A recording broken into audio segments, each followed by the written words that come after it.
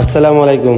যে গ্রামে আজও মাটির ঘ্রাণে মিশে আছে 80 দশকের স্মৃতি, আর প্রতিটি বাড়ির দেওয়ালে লুকিয়ে আছে এক একটি ইতিহাস। সেই ঐতিহাসের কি আছে এই গ্রামের মাটির নিচে, আর কি গল্প বলতে পারে পুরনো বাড়িগুলো। চলুন ফিরে যায় সেই সময়ে মহরুল গ্রামে। মহরুল শুধু একটি গ্রাম নয়, একটি মানুষের ভালোবাসার ইতিহাসের এক শিকড়ের এক জীবন্ত গল্প।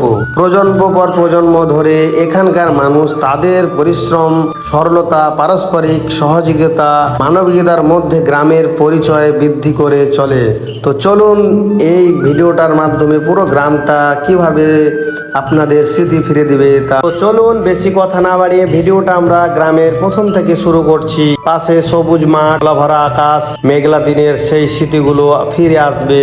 সবুজ মাঠের বুক চিরে যে পথটা চলে গেছে, সেই পথ ধরে আজ আমরা চলে এসে গেছি মহরুল গ্রামে। চারপাশে যতদূর চোখ যায় শুধু মনে হচ্ছে সবুজের অবরোহ। খোলা আকাশ, নির্মল বাতাস, আর মাঠের বুক জুড়ে প্রকৃতির অপরূপ সুন্দর। শহরের ব্যস্ত থেকে একটু দূরে এসে প্রকৃতির সঙ্গে কিছুটা সময় কাটানোর জন্য এর চেয়ে সুন্দর জায়গা আর কি হতে পারে বলুন তো। চলুন আপনাদের ঘুরে দেখায় আমাদের সেই সুন্দর মহরুল গ্রাম। এখানে মাটির গন্ধ মিশে আছে শিকড়ের টান, আর সবুজের মাঝে লুকিয়ে আছে অসংখ্য গল্প, কিছুটা স্বপ্নের মতো।